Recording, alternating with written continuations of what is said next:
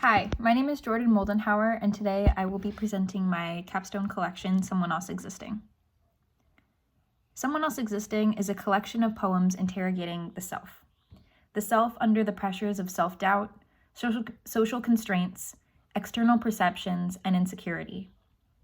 Employing free verse and some prose poetry, the poems focus on imagery and narrative while drawing on my emotional experiences with interpersonal and mental health struggles.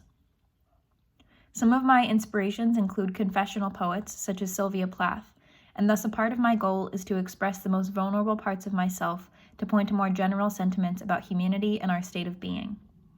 During my senior year of college, I've struggled with my voice and the ability to take up space even though no one asked me to.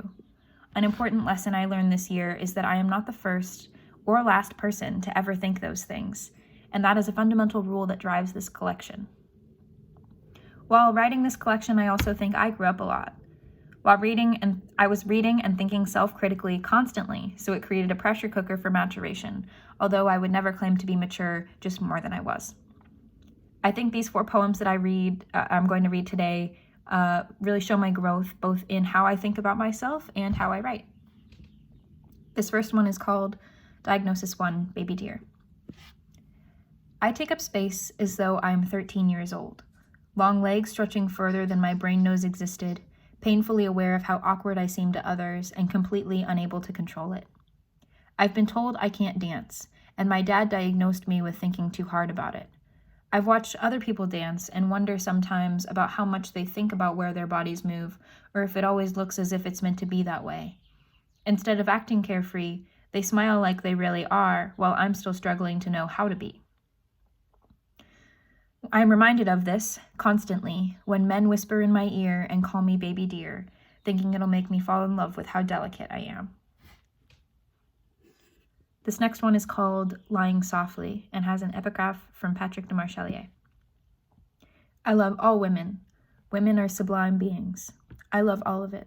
Their eyes, their noses, their bodies. And that's from Patrick de Marchelier. He's a fashion photographer. She's lying on the couch in the apartment, hair flowing over the edge of the armrest, fingers tracing the soft top of a white carpet, legs curling over the top of the couch, and eyes closing briefly every few moments. And he tells her to be just as she is. But when the camera shutters, she thinks of Kate Moss, strung out and sleeping in Calvin Klein's, so Patrick could capture the right parts of her body and none of the wrong ones. It's not much different, really, than Eve, lying softly in Eden, while he paints her, unable to move or object. And this next one is called Hot Cider.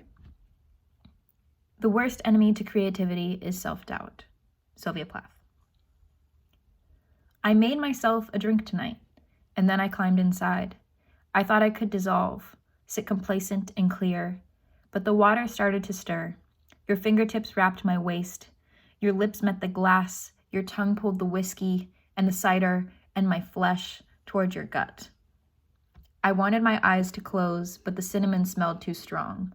I wanted to run away, but my shoulders were stuck on spare honey, so I pointed my toes and zipped my legs together. I slipped down smoothly, sinking, letting you digest me. And this final poem that I'll read today is also the final poem in my collection. It's kind of our way out. And it's one of my favorite poems that I've ever written, so I hope you enjoy it. The Ashes. At the end of each day, I get in the shower and use my unbroken fingernails to scrape the rest of my day from my scalp and body. The hot water brushes me out the drain, through the pipes, and to the ocean, where my DNA floats like flakes to be eaten by groupers, or maybe something else, but still I stand in the shower and think about groupers and how they nibble. When I get out of the shower, I put on lotion with lavender to make my nose ignore the smell of my skin slowly rotting off my body, and as I age, the skin flakes more.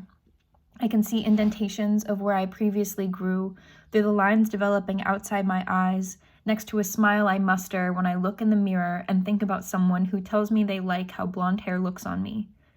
Blonde hair falls out more and more each day, too, from the bleach and the shampoo and the showers. They float through the air, landing on the jacket of a balding man who dusts it from broad shoulders as the notion of someone else existing beyond him. And I think that's justifiable.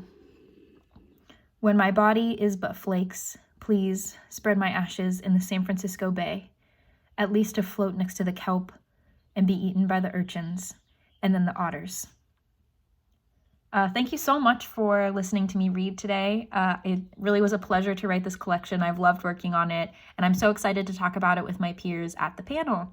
I'll see everybody on Lit Day.